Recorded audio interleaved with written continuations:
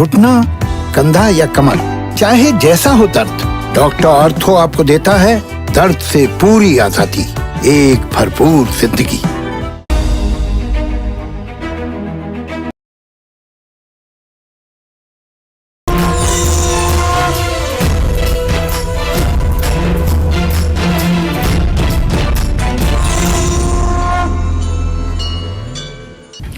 नमस्कार, आप देख रहे हैं कालचक्र। मैं हूं आपके साथ रोमिता तिवारी और मेरे साथ हैं प्रश्न कुंडली विशेषज्ञ पंडित सुरेश पांडे जी। पंडित जी, बहुत स्वागत है आपका कार्यक्रम में। लालची बना देगा, घमंडी बना देगा, आलसी बना देगा केतु। कैसे किस्मत बिगाड़ देगा केतु, जानने के लिए देखिए कालचक्र। जी हाँ, हर व्यक्ति की कुंडली अलग अलग होती है और ग्रहों की स्थिति भी अलग अलग। ऐसे में केतु ग्रह भी हर व्यक्ति की कुंडली में स्थिति के अनुसार अच्छा या बुरा फल देते हैं। ऐसे में आज पंडित जी आपको बताएंगे कुंडली में केतु की कैसी स्थिति आपको परेशानी और संकट में डाल सकती है। कुंडली में केतु की कैसी स्थिति में आपको कौन सी सावधानी बरतना जरूर चाहिए, किन आदतों को छोड़ देना चाहिए, और केतु की काली छाया से अगर आप बचना चाहते हैं तो कौन से आसान और अचूक उपाय आपको करने हैं, इसके बारे में भी आज प्रश्न कुंडली विशेषज्ञ पंडित सुरेश पांडे जी आपको बताने वाले हैं। तो बने रहिए हमारे साथ और देखते रहिए कालचक्र। चलिए अपनी चर्चा को शुरू करते हैं। कुंडली में केतु ग्रह अगर पहले घर में बैठे हो और कमजोर हो तो व्यक्ति के जीवन में कौन सी मुश्किलें आती हैं, ऐसे लोगों को कौन सी सावधानियां बरतनी चाहिए, साथ ही केतु के बुरे प्रभाव से बचने के लिए आपको क्या उपाय करने हैं, आइए पंडित जी से हम जान लेते हैं। पंडित जी, सबसे पहले तो ये बता दीजिए कि अगर केतु कमजोर है या जहां पर होना चाहिए कुंडली में वहां पर नहीं है, तो वो कौन से संकेत है जिससे हम ये समझ सकते हैं कि किसी भी व्यक्ति का केतु खराब चल रहा है या दुष्प्रभाव दे रहा है? देखो, ऐसा है रोमिता, केतु के बारे में कुछ बताने से पहले एक बात जान लीजिए कि यद यद भाव गते राहु केतुश्च जनने निराम यद यद भावे संयुक्तम तत्फलम तत्सेदलम। ये बृहद पाराशर होरा शास्त्र का मंत्र है। इसका मतलब ये है कि केतु और राहु जिन ग्रहों के स्थान में बैठते हैं उन ग्रहों का जिस तरह से बल होता है उसी तरह से ये फल देते हैं। केतु और राहु कोई स्वतंत्र ग्रह नहीं है। अच्छा। ये वैसा ही फल देंगे जिसके साहचर्य या जिसके स्थान में रहेंगे वैसा ही फल देंगे। ये नहीं कोई कह सकता कि केतु बुरा ही करेगा, ये नहीं कोई कह सकता कि केतु अच्छा ही करेगा। अगर केतु उस ग्रह के घर में है जो ग्रह उच्च बल में है, पारावतांश में है, ऐरावतांश में है, बहुत मजबूत स्थिति में है, केतु उसके लिए वरदान बन जाएगा। लेकिन यदि केतु किसी ऐसे ग्रह के घर में है जो नीच का है, जो अस्त है, जो पीड़ित है, तो केतु वहाँ अनर्थ मचाएगा। तो केतु और राहु ये छाया ग्रह हैं। हम ये कहना चाहते हैं केतु और राहु छाया ग्रह हैं। एक ही ग्रह के दो भाग, कमर के ऊपर का भाग शिखी अर्थात केतु, कमर के नीचे का भाग राहु। ठीक। हमारे यहाँ एक कथा प्रचलित है। समुद्र मंथन जब हुआ तो अमृत निकला, अमृत निकला और मदिरा भी निकली और जहर भी निकला, सब समुद्र मंथन से निकला। तो भगवान विष्णु ने कहा कि ठीक है, एक तरफ देवताओं की पंक्ति बैठा दी जाए, एक तरफ राक्षसों की पंक्ति बैठा दी जाए और हम अमृत बांट देते हैं। तो देवता एक लाइन में बैठ गए और एक लाइन में असुर बैठ गए। उसमें हुआ क्या कि राहु नाम का जो असुर था वो देवताओं की पंक्ति में आकर बैठ गया और सूर्य और चंद्रमा के बीच में बैठ गया। भगवान विष्णु ने देवताओं को अमृत बांटना शुरू किया, अमृत सबको दे रहे हैं, और राहु के हाथ पर जब उन्होंने अमृत रखा, इतने में सूर्य चंद्रमा ने इशारे से भगवान विष्णु को बताया कि ये तो राक्षस है। तब तक भगवान विष्णु ने अपने चक्र सुदर्शन से उसको काटा, तब तक वो अमृत नीचे जा चुका था और इसलिए वो अमर हो गया। एक राहु दो रूपों में विभक्त हो गया, राहु और केतु हो गया। हमारे यहाँ यही कथा प्रचलित है कि राहु केतु चूंकि सूर्य चंद्रमा के संकेत के कारण उनका गर्दन कटा था, इसलिए बार बार वो सूर्य चंद्रमा को ग्रहण लगाते हैं। अच्छा। ठीक है, लेकिन अब जब हम ज्योतिष में इसका अध्ययन करते हैं कि आखिरकार ये ग्रहण होता कैसे है, अरे मान लीजिए नासा के लोग या मतलब कि दूसरे वैज्ञानिक आज 100-200 सालों में डेवलपमेंट किए हैं, जबकि मतलब कि ये बताने लगे हैं कि सूर्य ग्रहण लगेगा, चंद्र ग्रहण लगेगा। लेकिन हमारे यहाँ तो सनातन धर्म में हजारों हजार साल पहले से ये पता लगता रहा है कि कब ग्रहण होगा, कितने बजकर कितने मिनट पर होगा, कितने बजकर कितने मिनट पर मोक्ष होगा। हमारे पास कौन सी वेधशाला थी, कौन सी प्रयोगशाला थी, कौन सी लेबोरेटरी थी, कौन सा यंत्र था? कुछ भी नहीं था ना। केवल मनुष्यों का दूरदर्शी होना और गणित विधा में पारंगत होना, यही तो था। तो इसलिए हम ये कहना चाहते हैं कि देखिए, केतु को लेकर के एक बात कोई कह करके अगर रिजिट हो जाए तो मतलब कि ये बात ठीक नहीं है। केतु का ढेर सारा प्रभाव है जो होता है। जैसे केतु अगर पहले भाव में है तो आदमी को चाहिए कि अपने पत्नी से अच्छा संबंध रखे। ऐसा मैं क्यों कह रहा हूं? इसलिए कि केतु की दृष्टि 7वें भाव पर जाएगी। अब जब 7वें भाव पर जाएगी और पत्नी को आप परेशान करेंगे तो वो डिप्रेशन की पेशेंट बन जाएगी, और डिप्रेशन की पेशेंट बन जाएगी तो आपकी गृहस्थी अपने आप चौपट होने लगेगी। किसी भी तरह का गलत काम ना करें, बच्चों की आदतें ना बिगाड़ें, डरे नहीं, गलत संगत से बचें, और भूल करके भी पढ़ाई में लापरवाही ना करें। मन की चंचलता को दूर करें और मन पर नियंत्रण रखें, अपने विरोधियों से सतर्क रहें।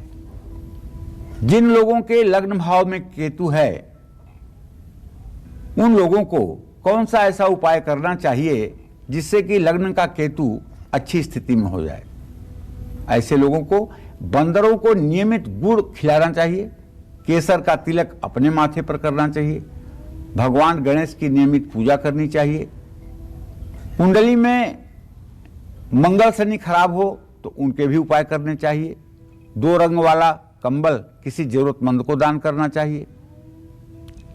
तो इसी तरह से देखिए, जब लग्न में केतु होगा, अगर इकलौता होगा, तब तो ये अपनी दशा में, महादशा में आपको माइग्रेन देगा, आपको मस्तिष्क से जुड़ी बीमारी देगा, तनाव देगा। और ये अगर मंगल और शनि के साहचर्य में हो जाएगा तो ये अपस्मार, मिर्गी जैसा रोग भी देता है। बचपन में भी दे सकता है, या जिस अवस्था में दशा प्रभावी होगी उस दशा में फिट्स आना, मिर्गी आना, ये रोग होता है। अगर चंद्रमा के साथ केतु लगन में है तब भाई, तब तो ऐसा आदमी पक्का है कि इतना दुविधाग्रस्त होगा कि किसी चीज का डिसीजन लेने में उसे एक युग बीत जाएंगे। ऐसे आदमी को हर समय किसी मार्गदर्शक की, किसी सलाह देने वाले की आवश्यकता रहती है। अगर सूर्य के साथ है तो वैवाहिक जीवन अस्त व्यस्त कर देगा। इसी तरह से अगर मंगल के साथ है तो बहुत ज्यादा गुस्सा करने वाला होगा। तो कहने का मतलब यह है कि केतु की स्थिति अगर लग्न में है तो ये लग्न की केतु की स्थिति बहुत अच्छी नहीं मानी जाएगी। मानसिक व्रणी मतलब नसों से संबंधित रोग का होना एकदम स्वाभाविक है। तो इसलिए अगर लग्न में केतु है तो भगवान गणेश की उपासना करने से, ओम गंग गणपतये नमः इस मंत्र का यथावत जप करने से, लहसुनिया रत्न धारण करने से केतु का प्रभाव अच्छा हो जाता है। चलिए, तो अभी आपने जाना कि अगर पहले घर में केतु है तो किस तरह का प्रभाव देता है, कौन सी बीमारियां आपको हो सकती हैं, क्या सावधानी आपको बरतनी है और दुष्प्रभाव से बचने के लिए कौन से अचूक उपाय करने हैं। ऐसे ही एक एक कर अलग अलग घर में अगर केतु है तो किस तरह से आप पर प्रभाव डालता है, इसके बारे में पंडित जी से हम जान रहे हैं। और अब बात करते हैं कि अगर केतु दूसरे भाव में है तो आपको क्या सावधानियां बरतनी है, कौन से वो अचूक उपाय करने हैं ताकि आप केतु के दुष्प्रभाव से अपने आप को सुरक्षित कर सकें, बचा सकें। आइए जानते हैं पंडित जी से। पंडित जी, अगर दूसरे भाव में केतु है तो कौन से संकेत मिलते हैं, और साथ ही ये भी बता दीजिए कि क्या सावधानी रखनी है, किन आदतों को बदल देना है, क्या बिल्कुल नहीं करना है। देखो, ज्योतिष शास्त्र में जो दूसरा भाव होता है, लग्न के बाद का जो भाव होता है, उससे प्राय हम धन की स्थिति, मुखाकृति, खान पान और कुटुंब की स्थिति, परिवार की स्थिति, इतनी चीजों का अध्ययन करते हैं। और पत्नी के आयुर्दाय का भी मूल्यांकन द्वितीय भाव से किया जाता है।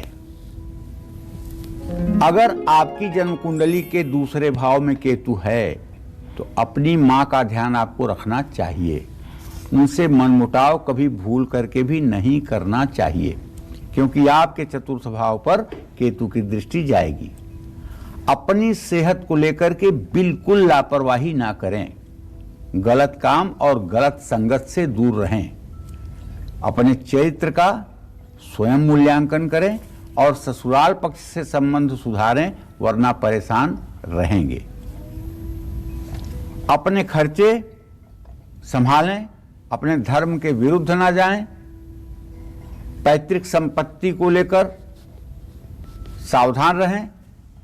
और केतु भ्रम का ग्रह तो है ही है ना, तो किसी चीज को लेकर के भ्रमित होने से बचें। फालतू के कार्यों में धन व्यय न करें। पैसा खर्चा करने के पहले 4 बार सोचें। इसी तरह से अगर आपकी जन्म कुंडली के द्वितीय भाव में केतु है तो आप क्या उपाय करें कि सचमुच में जीवन आपका अच्छा हो जाए। तो मेरे कहने का मतलब यह है कि आपको नित्य अपने माथे पर हल्दी या केसर का टीका लगाना चाहिए। गुरुवार या एकादशी का व्रत आपको जरूर करना चाहिए, लेकिन यदि आप सुहागिन महिला हैं तो एकादशी का व्रत तब करें जब आपके पति आपको आज्ञा दें। कुत्ते को रोटी खिलाना चाहिए और मंदिर में श्रमदान करना चाहिए। देखिए, द्वितीय भाव जो है वो धन का स्थान है। केतु जब द्वितीय भाव में बैठेगा तो पैसे का मिसयूज कराएगा। द्वितीय भाव कुटुंब भाव है। केतु अगर वहां बैठेगा और किसी पापग्रह के साथ बैठेगा तो परिवार में रोग व्याधि की अधिकता रहेगी। ऐसे परिवार में बार बार अकाल मृत्यु की भी संभावना रहेगी। केतु का द्वितीय भाव में होना और केतु के ऊपर शनि, मंगल, इन पापग्रहों की दृष्टि होना एक बहुत हानिकारक माना जा सकता है। तो इसलिए अगर केतु आपके भी जन्म कुंडली के द्वितीय भाव में है तो आपको चाहिए भगवान श्री गणेश की उपासना के साथ साथ आपको एक सफेद रंग का झंडा बुधवार को किसी पीपल के पेड़ में जरूर लगाना चाहिए। इससे आपके द्वितीय भाव के केतु का अशुभ प्रभाव कम होगा। और अगर आपकी कुंडली में तीसरे भाव में केतु है तो क्या सावधानी आपको बरतनी है, कैसे आप केतु की कृपा पा सकते हैं, इसके बारे में भी पंडित जी से जानेंगे। लेकिन उससे पहले कालचक्र दर्शक मनिंदर हमारे साथ अमृतसर से जुड़े हुए हैं, उनसे बात करेंगे। बहुत स्वागत है आपका कालचक्र में। पूछिए पंडित जी से अपना प्रश्न। मैम अपने बेटे के बारे में पूछना चाहती हूँ। जरा जोर से बोलिए। मैं अपने बेटे के बारे में पूछना चाहती हूँ। उसका जन्म है 2 मई 2005 जी। उसकी पढ़ाई के बारे में जानना चाहती हूँ। चलिए मनिंदर जी, मैं बता देता हूँ आपको कि आपके पुत्र भाव का स्वामी है बृहस्पति और उससे पंचम भाव का स्वामी है मंगल। बृहस्पति और मंगल की पंचम नवम दृष्टि है। बहुत ही सुंदर पढ़ाई का भविष्य है, बिल्कुल चिंता न करें। बहुत अच्छा पढ़ाई करेगा और बहुत अच्छा पढ़ाई करेगा। अपने बेटे को सेना में, नेवी में, एयरफोर्स में भेजने के लिए अभी से तैयारी कीजिए, क्योंकि इसके कंधे पर स्टार होगा, ये बात दिख रही है स्पष्ट रूप से। डॉक्टर, इंजीनियर बनाने के बारे में मत सोचिएगा। इन्हें मिलिट्री में, एयरफोर्स में, नेवी में किसी बड़े पद पर नौकरी मिल सकती है। इसी क्षेत्र के लिए इनकी एजुकेशन को आप आगे बढ़ाइएगा। और आइए पहले और दूसरे भाव के बाद अब बात तीसरे भाव की करेंगे। आप आज जान रहे हैं पंडित जी से कि केतु अगर अलग अलग भाव में बैठा हुआ है तो किस तरीके से आप पर असर डालता है, कैसे आप दुष्प्रभाव से बच सकते हैं। और अब बात तीसरे भाव की। पंडित जी, अगर तीसरे भाव में केतु बैठा है कुंडली में तो किस तरह से असर डालता है और कौन सा अचूक उपाय हमारे दर्शक करें कि केतु की कृपा मिल सके। देखिए, पहली बात तो ये कि केतु पापग्रह है। दूसरी बात यह है कि तीसरा भाव भी पापस्थान है। लाभा रैत्य ध्यपा पापा रंध्रेसु न शुभ प्रद।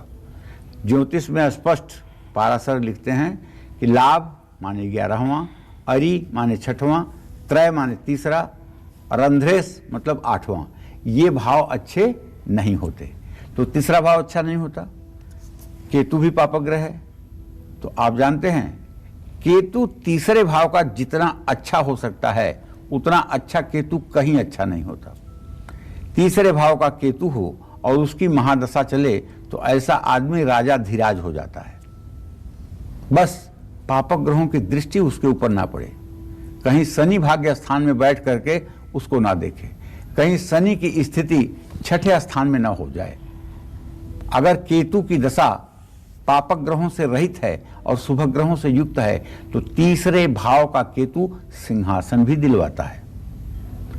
मन की व्याकुलता को नियंत्रित करने का ऐसे व्यक्ति को प्रयास करना चाहिए। व्यर्थ के वाद विवाद से दूर रहना चाहिए।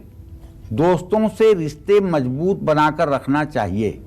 बिना सोचे समझे किसी को भी सलाह नहीं देनी चाहिए और झूठ तो बिल्कुल भूल करके भी नहीं बोलना चाहिए, वरना केतु परेशानियों को इतना बढ़ा देगा कि जीवन नर्क हो जाएगा। और ऐसे लोगों को ज्यादा यात्राएं भी नहीं करना चाहिए। मांस मदिरा का सेवन तो भूल करके भी नहीं करना चाहिए। जिन लोगों की जन्म कुंडली में केतु तीसरे भाव में है, उनको कौन सा उपाय करना चाहिए ये तो मैं बताऊंगा ही, लेकिन ये जान लीजिए कि तृतीय भाव में केतु हर समय राजयोगकारी होता है। वैसे केतु की दशा किसी भाव में अगर शुरू हो रही है तो उसके 1 साल 6 महीना शुरुआत की दशा और 1 साल 6 महीने अंत की दशा ये दुखदाई होती है। लेकिन बीच की जो 4 साल की दशा होती है वो निश्चित रूप से सब प्रकार से अच्छी होती है। ये बात दिमाग में बैठा लीजिए। ये बात सर्वार्थ चिंतामणि में भी लिखा हुआ है कि केतु की प्रारंभ काल की 1.5 वर्ष और अंत की 1.5 वर्ष की दशा दुखदाई होती है। मध्य दशा जो है सब प्रकार के सुखों को देने वाली होती है। तो केतु को पूरा अच्छा या पूरा खराब कहना जल्दबाजी होगी। तो तृतीय भाव का केतु निसंदेह राजयोग उत्पन्न करता है, लेकिन चंद्रमा के साथ ना हो। अगर चंद्रमा के साथ होगा तो ऐसा आदमी भ्रम के कारण, द्वंद्व के कारण अपने पराक्रम का प्रदर्शन नहीं कर पाएगा। ऐसे आदमी को तो फिर भाई किसी शिवालय में जा करके और भगवान भोलेनाथ को पूर्ण रूपेण अपने आप को समर्पित करके रुद्राक्ष की माला एक गले में हो और एक हाथ में हो, गौमुखी में हो, और उस पर ओम नमः शिवाय का जप हो, और ये ओम नमः शिवाय का जप कम से कम 5 लाख जरूर किया जाए, तो आप देख लीजिएगा अंतर। अपने माथे पर हर रोज केसर का तिलक लगा लीजिएगा। सोने का कोई न कोई गहना जरूर पहनिएगा, नहीं कुछ ना तो इस इंडेक्स फिंगर में एक सोने की अंगूठी पहन लीजिएगा। थोड़ा सा गुड़ और चावल जल में प्रवाहित कर दीजिएगा। हनुमान चालीसा पढ़िएगा। मंगल के उपाय भी करिएगा। क्यों? क्योंकि तमोवत केतु यम फलम, मंगल की तरह ही केतु फल देता है। 7 साल की महादशा मंगल की भी होती है, 7 साल की महादशा केतु की भी होती है। इसलिए मंगल जैसा ज्यादा फल जो है केतु देता है। इसलिए केतु को खुश करने के लिए मंगल के भी उपाय किए जाते हैं। चलिए, तो अभी आपने जाना कि अगर तीसरे भाव में केतु है तो आपको क्या सावधानी बरतनी है, शुभ प्रभाव मिल सके इसके लिए कौन से असरदार उपाय आपको करने हैं। अब बात करते हैं उनकी जिनकी कुंडली में चौथे भाव में केतु है। ऐसे लोग क्या सावधानी बरतें, केतु की कृपा आप कैसे पा सकते हैं, आसान और अचूक असरदार उपाय कौन से हैं, पंडित जी से जानते हैं। पंडित जी, चौथे भाव में अगर केतु बैठा है कुंडली में तो किस तरह का प्रभाव जीवन में महसूस होता है, कौन से संकेत होते हैं, कौन से वो लक्षण होते हैं जिनसे समझा जा सकता है कि चौथे भाव में केतु है। चौथे भाव के केतु का मतलब कि सुख स्थान में केतु। किसी भी जन्म कुंडली का चौथा स्थान जो होता है सुख का स्थान होता है। व्यक्ति के जीवन में कितना सुख है इसका नापजोख चौथे स्थान से होता है। वाहन कैसा रहेगा आदमी के पास, जमीन जायदाद कैसी रहेगी, घर कैसा रहेगा, बगीचा कैसा होगा, मंदिर कैसा होगा, ये सारी चीजें, और माँ कैसी होगी, माँ का स्वास्थ्य कैसा होगा, माँ का जीवन कितना होगा, ये सारी बातों का पता जो है चौथे भाव से लगता है। तो भाई अगर चतुर्थ भाव में आपके केतु पहुंच जाए तो आप किसी की आलोचना न करिए। अद्वेष्टा सर्वभूतानाम, समस्त चराचर जगत से किसी से द्वेष मत करिए। आलोचना करने से बचिए और क्रोध न होने पाए इसके लिए भी प्रयास करिए। अपने माता पिता का ध्यान रखिए और भूल करके भी उनका अपमान न करें। भगवान में अपनी आस्था को खत्म ना होने दें और किसी भी तरह के बुरे कर्म से बचें। परिवार के प्रति अपनी जिम्मेदारी को समझें। अपनी पैतृक संपत्ति का ध्यान रखें। जहां जरूरत ना हो वहां ना बोलें। ऐसे लोगों के लिए मित्र कम होते हैं और अगर हों तो उनसे धोखा मिलता है। अपना हाथ देख लेना, अगर यहाँ ये नीचे वाले पुरुए में सीधी सीधी लाइनें हों तब तो आपके मित्र हैं वफादार, और अगर जाल जैसा हो तब तो आपके मित्र हैं बेवफा और बहुत ही विश्वासघाती। तो अपना अपना हाथ देख लीजिएगा, तब केतु के असर को मूल्यांकन करिएगा। तो चलिए अब मैं बताना चाहूंगा कि चतुर्थ भाव में अगर केतु हो ही जाए तो क्या करना है। मन की शांति के लिए चांदी का एक छल्ला बनवाकर अंगूठे में पहन लीजिए। हर रोज पूजा करने की आदत डाल लीजिए। एकादशी या प्रदोष का व्रत रखिए। कुत्ता पालिए या हर रोज किसी कुत्ते को रोटी दीजिए। लेकिन यहाँ कुत्ता पालने का मतलब ये नहीं कि आप स्ट्रीट डॉगों के एक फौज लगा लें अपने घर में, 30-40 कुत्ते पाल लें। ऐसा नहीं, केवल एक कुत्ता पालिएगा। इससे ज़्यादा कुत्ता पालना भी नुकसानदेह होगा। जय माँ विंध्यवासिनी।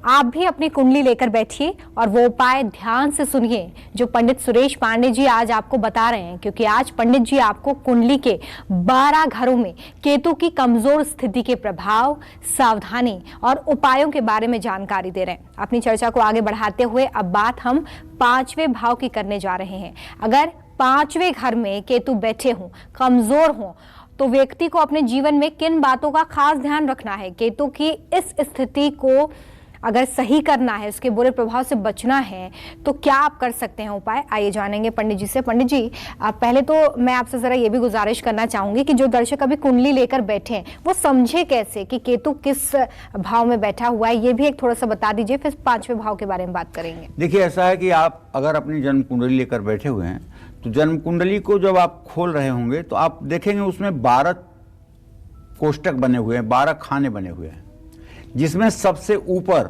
और एकदम मध्य में लग्न लिखा होगा, ल लिखा होगा या ASC लिखा होगा। ASC का भी मतलब जो है लग्न से ही होता है। तो वो पहला भाव हुआ। उसके लेफ्ट में दूसरा भाव हुआ, उससे लेफ्ट में तीसरा भाव हुआ, और उससे सीधा राइट में आएंगे तो चौथा भाव हुआ, फिर लेफ्ट में जाएंगे 5वां भाव हुआ।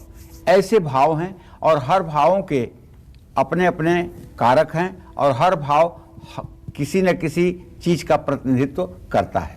जैसे कुंडली में जो 5वां भाव होता है, ये संतान का भाव होता है, ये विद्या का भाव होता है, ये उपासना का भाव होता है। इससे किसी के संतान की संख्या, किसी के पढ़ाई का अंदाजा लगाया जा सकता है। और मानसागरी में तो लिखा हुआ है कि चैकादशे यदि राहु सिख पंचमे स्थितो भवेत सुताननम न दृश्यन्ते यद्यप इंद्रोवप सेव्यते। बहुत बड़ी बात लिखी है भाई। लिखा यह है कि अगर 5वें भाव में राहु हो, 5वें भाव में राहु हो, चैकादशे यदि राहु, 5वें भाव में केतु हो और राहु 11वें भाव में हो, तो अगर इंद्र भी आकर के किसी को संतान सुख देना चाहें तब भी वो व्यक्ति पुत्र शोक से हाहाकार करता है। लेकिन ज्योतिष के जानने वालों को चाहिए कि यह योग देखते ही ऐसा फलादेश आप न करें। अगर ऐसा फलादेश आप करेंगे तो सामने वाले का मन टूट जाएगा, सामने वाला निराश होगा और वो भयंकर डिप्रेशन में चला जाएगा। बल्कि आप ये देखिए कि इस 5वें भाव के केतु राहु के दुष्प्रभाव को दूर करने के लिए क्या 5म भाव के स्वामी का 5म भाव पर दृष्टि है? अगर है तो ताल ठोक कर कहिए कि आपको संतान प्राप्ति होगी, लेकिन पहली संतान आपकी नहीं रहेगी। चलिए, केतु अगर आपकी कुंडली के 5वें भाव में है तो चरित्र पर दाग न लगने दें। चालाकी, षड्यंत्र और धोखेबाजों से दूर रहें। अपने अधिकारों और शक्तियों का कभी भूल करके गलत प्रयोग ना करें। ऐसे लोगों को कभी लाइसेंस नहीं लेना चाहिए वीपन्स के। ऐसे लोगों को कभी अस्त्र शस्त्र का लाइसेंस नहीं लेना चाहिए, क्योंकि ऐसे लोग बड़े सरल और सज्जन होते हैं, लेकिन हथियार आते ही इनके अंदर इतनी उत्तेजना आ जाती है कि जरा सा हंसी और मजाक में ये क्राइम कर सकते हैं। जिनका भी केतु 5म भाव में है उन सभी लोगों से हाथ जोड़कर मैं गुजारिश करूंगा कि ऐसे लोगों को कभी अपने नाम से लाइसेंस नहीं लेना चाहिए, और अगर लाइसेंस ले लिया है तो वीपन्स कैरी नहीं करना चाहिए, शस्त्र लेकर नहीं चलना चाहिए। शनि से जुड़े काम ना करें। झूठ बोलेंगे तो 5वें भाव का केतु कष्ट बढ़ाएगा। अपने पिता का अपमान भूल कर न करें। अपनी पढ़ाई में रुकावट ना आने दें।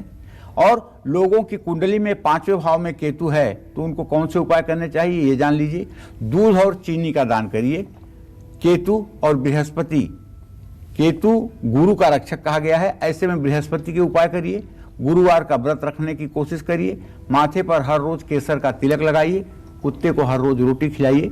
इससे आपकी मनोकामना पूरी होगी। और बात बहुत स्पष्ट है कि अगर केतु पंचम भाव में है, भगवान श्री हरि विष्णु की आप पूजा करेंगे तो आपकी सारी मनोकामना पूरी हो जाएगी, इसमें कोई संदेह नहीं है। जय मां विंध्यवासिनी।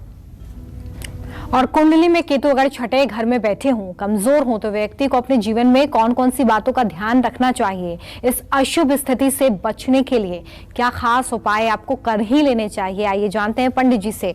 पंडित जी, 5वें भाव के बारे में तो आपने बताया, अब जरा 6वें भाव के बारे में भी बता दीजिए कि 6वें भाव में अगर केतु है तो क्या करें हमारे दर्शक? देखो, ज्योतिष का एक फार्मूला है, त्रिष्ठाय गते पापो जन्मांगो शोभना भवेत्। तीसरे, छठवें, 11वें स्थान में पापग्रह अच्छा ही फल देते हैं। ये बहुत बार मैं आप लोगों से कह चुका हूं। और अब छठा भाव जो होता है, रोग, शत्रु और मामा का भाव होता है।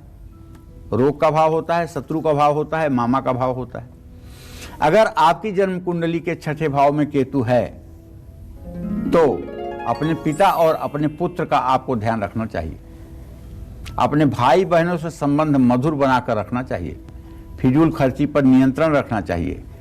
रिश्तेदारों से संबंध न बिगाड़ें, थोड़ी दूरी जरूर बनाकर रखें। मामा से मतभेद टालने का प्रयास करें। झगड़ालू और क्रोधी ना बने, जोश में आकर गलत निर्णय ना लें। जिन लोगों की जन्म कुंडली के छठे भाव में केतु है भाई, उन सभी लोगों को चाहिए कि बृहस्पतिवार को शुभ कार्य करने का प्रयास करें।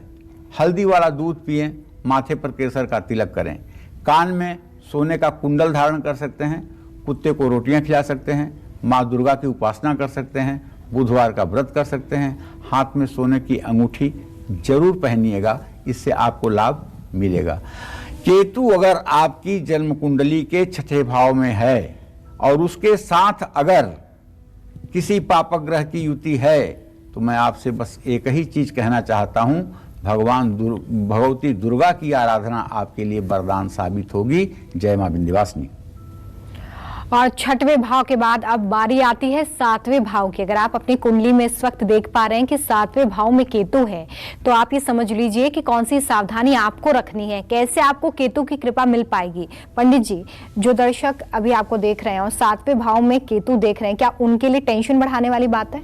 देखो, केतु जो है उसके बारे में तो मैंने जितना जानकारी है मुझे बता ही रहा हूं, लेकिन 7वां भाव जो होता है ये पति या पत्नी का भाव होता है। ये पति और पत्नी का भाव होता है।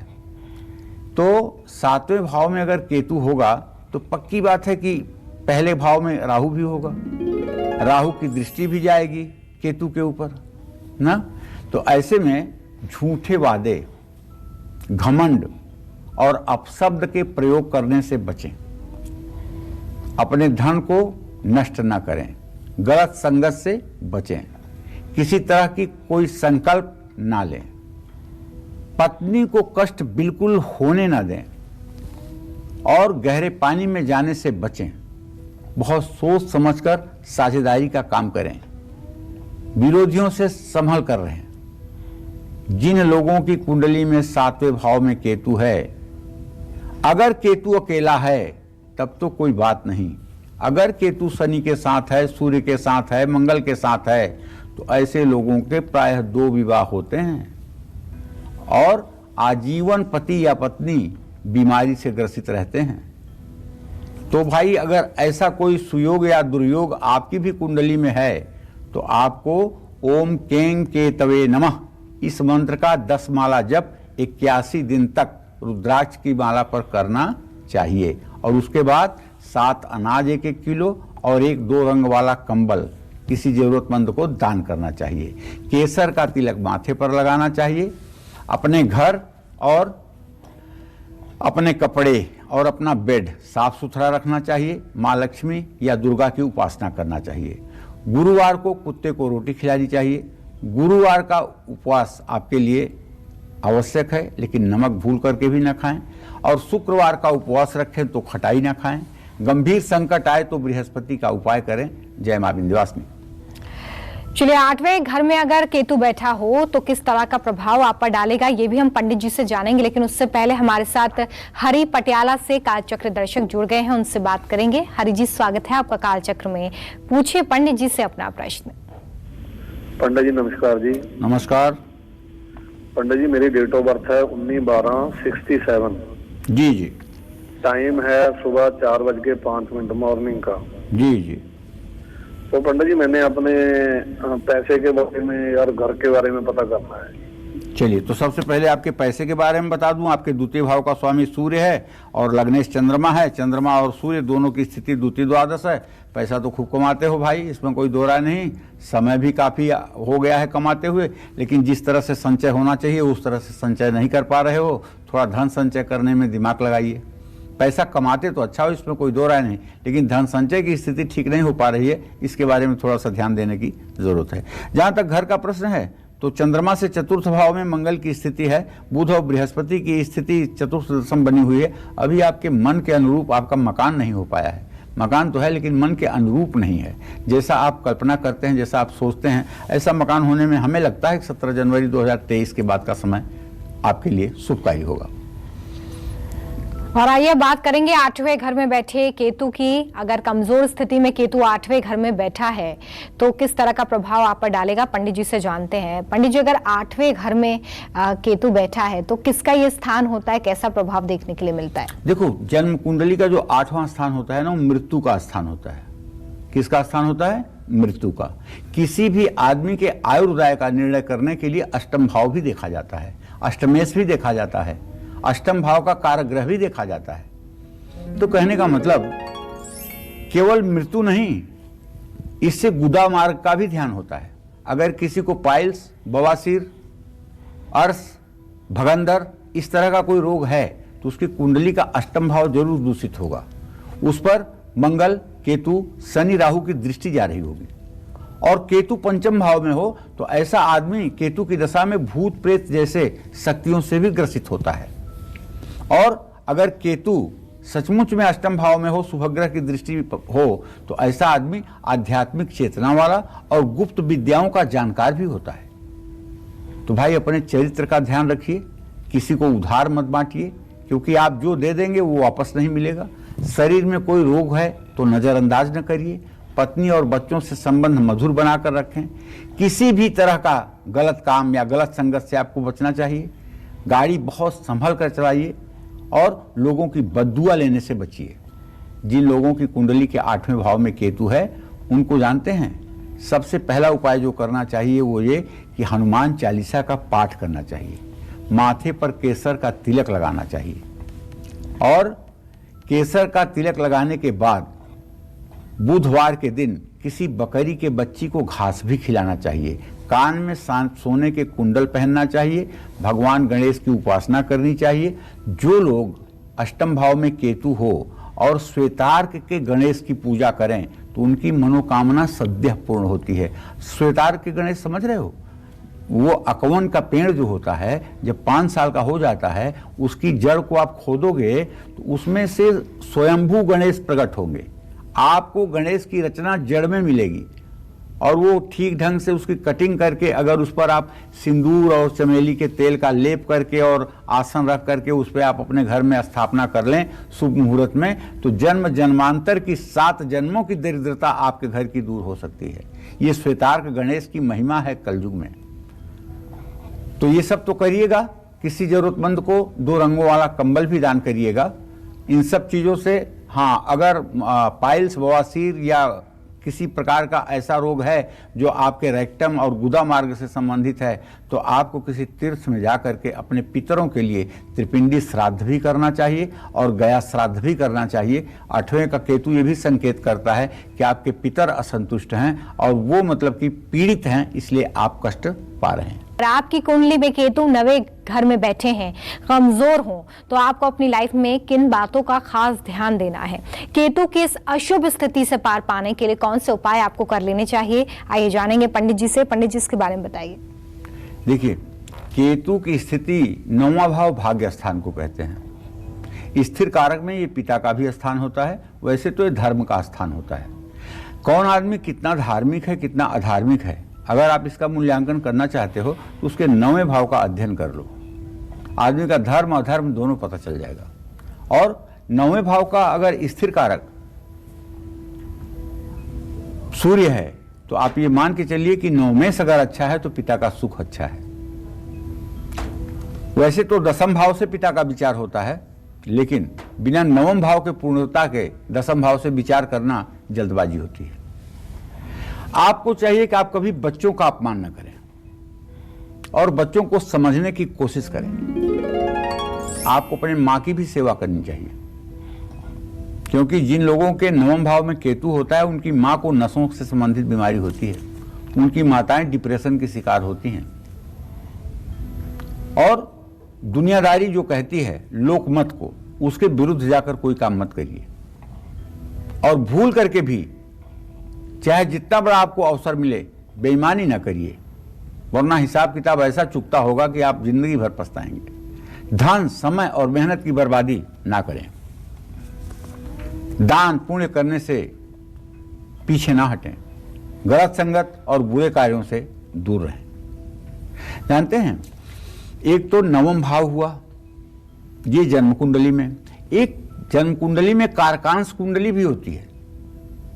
कारकांश कहोगे क्या होता है, तो मैं बताना चाहता हूं, जन्म कुंडली में जो सबसे अधिक अंश पर ग्रह होता है 7 ग्रहों में, सूर्य, चंद्रमा, मंगल, बुध, बृहस्पति, शुक्र, शनि, राहु केतु को छोड़ के, इन 7 ग्रहों में जो सबसे ज्यादा डिग्री पर ग्रह होता है वो होता है आत्मकारक। क्या होता है? आत्मकारक। उससे कम वाला जो होता है वो अमात्य कारक, उससे कम वाला जो होता है भातृकारक, उससे कम वाला जो होता है मातृकारक, उससे कम वाला जो होता है पितृकारक। तो इस तरह से कारक होते हैं। तो अगर कारकांश कुंडली में जिस नवांश में कारक बैठा हुआ है उस नवांश को लग्न मान करके अगर ग्रहों की स्थापना की जाए और ऐसे में केतु 9वें या 5वें स्थान में बैठ जाए और उसको बृहस्पति देखें, तो ऐसा व्यक्ति जन्मजात ज्योतिषी होता है। उसके भविष्य कथन को दुनिया की कोई ताकत नहीं हिला सकती। क्यों? कहते हैं कि कारकांशे स्थिते केतौ 9वें वापि 5वें गणितज्ञो भवेत् नूनः ज्योतिष शास्त्र विशारदः। जिसकी कुंडली में कारकांश से 9 या 5 भाव में केतु हो और बृहस्पति उस पर अपनी पूरी दृष्टि दे, तो ऐसा आदमी अपनी मां के पेट से ही ज्योतिषी होता है। उसको बहुत पढ़ने पढ़ाने की जरूरत नहीं है, वो अपने आप में विलक्षण प्रतिभा का होता है। और ऐसे लोगों को ज्योतिष का कार्य यश, कीर्ति, धन, वैभव, मान, सम्मान सब कुछ प्रदान करता है। बस ये देखना है कि कारकांश कुंडली जो बनती है उससे 5वें 9वें स्थान में क्या केतु की स्थिति है, क्या बृहस्पति की उस पर दृष्टि है। अगर बृहस्पति की दृष्टि नहीं है और 9वें 5वें में केतु है, तब ये फल नहीं होगा। तो यदि आपकी भी जन्म कुंडली में केतु की स्थिति 9वें भाव में है भाई, तो सोना धारण करिए, माथे पर केसर का तिलक लगाइए, सास ससुर का सम्मान करिए और हर रोज कुत्ते को रोटी खिलाइए। जय मां विंध्यवासिनी। और कुंडली में केतु अगर 10वें घर में बैठा है और कमजोर स्थिति में है, तो किन आदतों को आपको बदलने की जरूरत है, किन चीजों से आपको परहेज रखना चाहिए, आइए जानते हैं पंडित जी से। पंडित जी, अगर 10वें घर में केतु बैठा हो तो किस तरह के प्रभाव हमें देखने के लिए मिलते हैं? साथ ही यही बताइए कि दर्शक कैसे इससे पार पा सकते हैं, कैसे शुभ प्रभाव पाएं? देखो, 10वां भाव जो जन्म कुंडली का होता है रोमिता, वो आजीविका का भाव होता है। आदमी का प्रोफेशन क्या होगा, आदमी का व्यवसाय क्या होगा, आदमी कौन सा काम करेगा, आदमी के पिता की दौलत कितनी होगी, आदमी कर्जदार होगा कि नहीं कर्जदार होगा, ये सारी चीजें 10वें भाव से अध्ययन की जाती हैं। केतु का वहां पर होना इस बात का साफ संकेत है कि अगर शुभ ग्रहों की दृष्टि है या शुभ की युति है तब तो ठीक, और यदि सूर्य और चंद्रमा जैसे ग्रहों के साथ हैं तो माता पिता के सुख में कमी हो जाती है। तो ऐसे लोगों को चाहिए कि अपने माता पिता का ध्यान रखें और अपने पिता से रिश्ते हर समय अच्छे रखें। व्यर्थ के कामों में अपना मेहनत और समय बर्बाद ना करें, अवसरवादी और स्वार्थी ना बने, झूठ ना बोलें, जीवन साथी को धोखा ना दें, भाई बहनों से मनमुटाव हो सकता है। जीवन साथी को धोखा ना दें, गलत काम ना करें। जिन लोगों की जन्म कुंडली में 10वें भाव में केतु है उनको क्या करना चाहिए ये जान लीजिए। चंद्रमा और बृहस्पति का उपाय जरूर आपको करना चाहिए। चंद्रमा का उपाय है पूर्णिमा की रात में एक चांदी की गिलास में थोड़ा सा दूध गाय का और थोड़ा सा जल लेकर के उसमें सफ़ेद फूल, साबुत चावल डाल करके और हल्की सी हल्दी डाल करके चंद्रमा को अर्घ दें। ये तो चंद्रमा का उपाय हो गया। और बजने वाला शंख किसी मंदिर के पुजारी को दान करें, ये तो हो गया उपाय चंद्रमा का। और बृहस्पति का क्या उपाय करना है? बृहस्पति का उपाय करना है कि अंगूठे से अपने केसर या हल्दी का टीका अपने माथे पर लगाएं। अंगूठा पूरा छाप लीजिए अपने माथे पर। इसका असर ये होगा कि आपके अंदर शुभ कार्य करने की प्रवृत्ति का जागरण हो जाएगा। जो लोग अपने माथे पर अनामिका उंगली से तिलक लगाते हैं वो दोषी तो नहीं हैं, लेकिन अनामिका उंगली से तिलक देवताओं को ही लगाना चाहिए। अपने को तो अंगूठे से तिलक लगाने पर मोक्ष की प्राप्ति का मार्ग प्रशस्त होता है और अशुभ कार्यों से निजात मिलती है। ऐसे लोगों को कानों में सोने के कुंडल धारण करना चाहिए। महिलाओं को चांदी की बड़ी बड़ी बालियां पहननी चाहिए। चांदी के बर्तन में शहद भरकर अपने घर में रखना चाहिए। और कुत्ते को रोटी खिलाना तो केतु का एक उपाय है ही। जय मां विंध्यवासिनी। चलिए, कालचक्र दर्शक नरेंद्र हमारे साथ इंदौर से जुड़ गए हैं, उनसे बात करेंगे। नरेंद्र जी, स्वागत है आपका कालचक्र में। पूछिए पंडित जी से अपना प्रश्न। पंडित जी नमस्कार। हाँ नमस्कार। मैं नरेंद्र रघुवंशी बोल रहा हूँ। मेरा जन्म तारीख है 1 जनवरी 1973 जी। और टाइम है रात को 8:27 जी जी। तो गुरुजी मेरी क्या है, पिछले साल नौकरी चली गई, तो अभी नौकरी वापस मिलने का चांस है क्या? मैंने केस लगा के रखा है, तो मेरे केस का क्या होगा? और केस में तो आपको सफलता मिलेगी नरेंद्र जी, लेकिन अभी बेटा वक्त लगेगा। केस में आपको सफलता मिलेगी, नौकरी भी आपको मिल जाएगी, इसमें कोई दो राय नहीं, लेकिन थोड़ा वक्त लगेगा। और ये वक्त हो सकता है कि अभी से लेकर के 1.5 साल तक भी हो। अभी 18 महीने भी लग सकते हैं, लेकिन नौकरी आपको मिलेगी। मैं आपको एक ऐसा उपाय बताता हूं कि इस उपाय को करने के बाद तो फिर आपकी नौकरी हो ही जाएगी, इसमें कोई संदेह नहीं है। आप रोज सूर्योदय के समय उठा करिए, नहा करके सूर्य को अर्घ्य दिया करिए और सूर्य को अर्घ्य देने के बाद आदित्य हृदय स्तोत्र का पाठ किया करिए। आदित्य हृदय स्तोत्र का जब नित्य आप पाठ करने लगेंगे तो बहुत शीघ्र भविष्य में आपकी नौकरी आपको मिल जाएगी। चलिए, आशुतोष हमारे साथ पटना से जुड़े हुए हैं, उनसे बात करेंगे। बहुत स्वागत है आशुतोष जी आपका। पूछिए पंडित जी से अपना सवाल। हेलो, प्रणाम पंडित जी। हाँ, सदा सुखी रहो आशुतोष। पंडित जी, मेरा जन्म 4 दिसंबर 1987 को है, सुबह में 5:50 पे। जी पंडित जी, मैं जानना चाहता हूँ कि मुझे नौकरी कब लगेगी, यदि नहीं लगेगी तो किस चीज का बिजनेस करूंगा तो मेरे लिए अच्छा रहेगा? अरे, शुक्र शनि का पंचम नवम संबंध है, नौकरी कैसे नहीं लगेगी? ये बात दूसरी है, एक सरकारी नौकरी नहीं लगेगी। अब ये बात भी है कि हाँ 32वां साल शुरू हो रहा है, नौकरी में देर हो रही है। तो देखो, व्यवसाय की बात अगर करो आशुतोष, तो ये अच्छी तरह से समझ लो, तुम्हारे 10वें भाव में बृहस्पति है, तुम्हें ट्रांसपोर्ट का व्यवसाय फायदा करेगा। अगर खाद्यान्न पदार्थों में व्यापार करना चाहते हो तो दाल का व्यापार करिए। अरहर की दाल, मूंग की दाल, चने की दाल, मसूर की दाल, इन सब दालों का अगर आप अपना व्यवसाय करें और अपने नाम की ब्रांडिंग करें तो इसमें भी बहुत आप आगे जा सकते हैं। दाल की मील लगा सकते हैं, दाल बनाने का, प्रोडक्शन करने का तरीका आप अपना सकते हैं। और इस तरह धार्मिक, जो मतलब कि धार्मिक सामग्री, पूजा पाठ की सामग्री होती है, इसकी मैन्युफैक्चरिंग या इसका फिर डिस्ट्रीब्यूशन कर सकते हैं। अगरबत्ती, धूप बत्ती, कपूर, इन सब चीज़ों का व्यवसाय आप कर सकते हैं। सब काम आपके लिए लाभकारी है। और किसी धर्म स्थान में अगर आप चाहें, आपके पास जब पैसा हो जाए तो अपना अतिथि भवन या धर्मशाला भी बनाएं, उससे भी आपका भविष्य ठीक रहेगा। अच्छा पंडित जी, ये भी जरा बताइए कि ऐसे बहुत सारे लोग होते हैं जिनके पास अपनी कुंडली नहीं होती है, जिनकी तारीख समय स्पष्ट रूप से पता नहीं होता है। तो हमारे ऐसे दर्शक जिनके पास कुंडली नहीं है, वो केतु को शांत करने के लिए क्या उपाय कर सकते हैं? अगर वो सारे संकेत अपने जीवन में देख रहे हैं जो आप लगातार बता रहे हैं कि केतु के खराब होने के बाद दिखाई देते हैं, तो वो लोग क्या करें केतु को शांत करने के लिए? कौन से खास उपाय करें वो लोग? केतु को शांत करने के लिए आप किसी भी राशि के हैं, गणेश जी की पूजा करना शुरू करिए। ओम गंग गणपतये नमः। अपने आंख के सामने एक अष्टदल पीले कमल की कल्पना करिए और उस पे गणेश भगवान बैठे हुए हैं पीला वस्त्र धारण करके, और आप उनको देखे जा रहे हैं और आप मंत्र कह रहे हैं ओम गंग गणपतये नमः। इस मंत्र को कम से कम 12 मिनट तक आप लगातार बोलिए और श्री गणेश के चरणों पर अपना ध्यान आकृष्ट करिए। निसंदेह यह उपाय केतु को ठीक करेगा और आपकी कोई भी राशि हो तब भी ये उपाय आपके लिए सार्थक होगा। दूसरी बात, अगर केतु का बहुत बुरा असर दिख रहा है और बीमारी से निजात नहीं मिल रही है, तब 2 रंग वाला कंबल भी दान करना चाहिए। शनिवार के दिन 2 रंग वाला कंबल अगर दान किया जाए तो ये भी फायदेमंद की बात है। और दूसरी बात, 7 तरह के अनाज 1-1 किलो अगर जरूरतमंदों में बांटा जाए तो ये भी फायदे की चीज है। अगर आपकी कुंडली में केतु 11वें भाव में बैठे हैं, कमजोर है, तो अपनी लाइफ में आपको किन बातों का खास ध्यान रखना है, साथ ही केतु की इस अशुभ स्थिति से पार पाने के लिए कौन से अचूक उपाय आपको करने हैं, ये जानते हैं पंडित जी से। पंडित जी, 11वें भाव के बारे में जल्दी से बता दीजिए कि कैसे दुष्प्रभाव से बचा जा सकता है।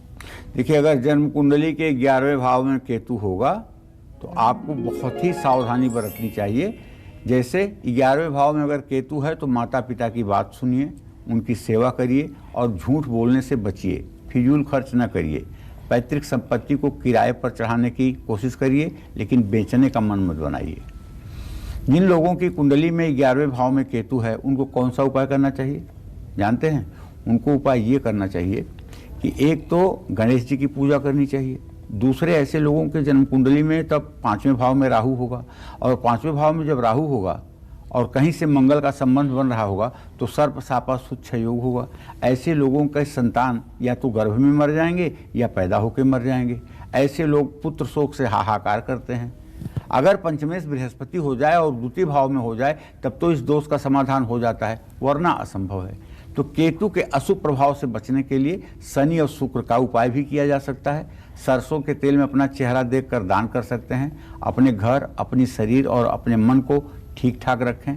हर रोज कुत्ते को रोटी जरूर खिलाएं, इससे लाभ मिलता है। और अगर आप चाहें, एकादश भाव का केतु है तो आप 11वें भाव का केतु जिनकी भी कुंडली में है, उन सभी लोगों को चाहिए कि वो सभी लोग गणेश भगवान की उपासना करें और बुधवार के दिन किसी गणेश मंदिर में जरूर जाएं।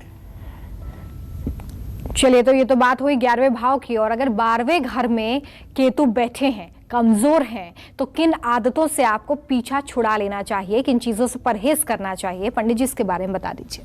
सबसे सुंदर केतु की स्थिति 12वें भाव में मानी जाती है। हर आदमी का आखिरी पुरुषार्थ होता है कि उसको मोक्ष मिल जाए, आवागमन से मुक्ति मिल जाए और उसका अब कोई जन्म न हो, अब वो भगवान में विलय हो जाए। यही हर व्यक्ति की कामना होनी चाहिए। देखिए, हमारे यहाँ स्पष्ट रूप से लिखा हुआ है कि यदि केतु 12वें भाव में जन्म कुंडली के है और किसी पाप ग्रह के प्रभाव में नहीं है, तो ऐसे आदमी का पक्का है कि मोक्ष होकर रहेगा। ऐसा आदमी पुनर्जन्म को प्राप्त नहीं होगा। तो यदि आपकी भी कुंडली के 12वें भाव में केतु है तो कभी किसी कुत्ते को पैर से या डंडे से ना मारें, फिजूल खर्च ना करें, व्यर्थ में चिंता ना करें, अंधविश्वास से बचने का प्रयास करें और अपने व्यवहार और अपने चरित्र पर अपना ध्यान रखें। झूठ न बोलें और न ही किसी प्रकार का वादा तोड़ें। अपनी सेहत को नज़रअंदाज करने की भूल ना करें। 12वें भाव में अगर केतु है तो आपको चाहिए कि आप उसका शुभ फल पाने के लिए बृहस्पति ग्रह का उपाय करें, गणेश जी की उपासना करें, बुधवार या गुरुवार का व्रत रखें, रात में अपने तकिए के नीचे सौंफ रख कर सोएं, कुत्ते को हर रोज रोटी खिलाएं। जय मां विंध्यवासिनी। तो आज पंडित जी ने आपको जानकारी दी कि केतु की अलग अलग स्थिति कैसे प्रभाव डालती है। उम्मीद करते हैं कि आपको आज का हमारा विषय बहुत पसंद आया होगा। कल फिर एक नए विषय के साथ आपसे मुलाकात होगी और आपकी परेशानियों को दूर करने के लिए ढेरों उपाय लेकर हम आएंगे पंडित सुरेश पांडे जी के साथ। तब तक के लिए कालचक्र की पूरी टीम को दीजिए इजाजत। नमस्कार। खास जड़ी बूटियों से बना पेट सफा आयुर्वेदिक क्यों आज ही ले आएं। पेट सफा पहली रात से ही असर दिखाता है और इसकी आदत भी नहीं पड़ती। पेट सफा, हर रोग दफा।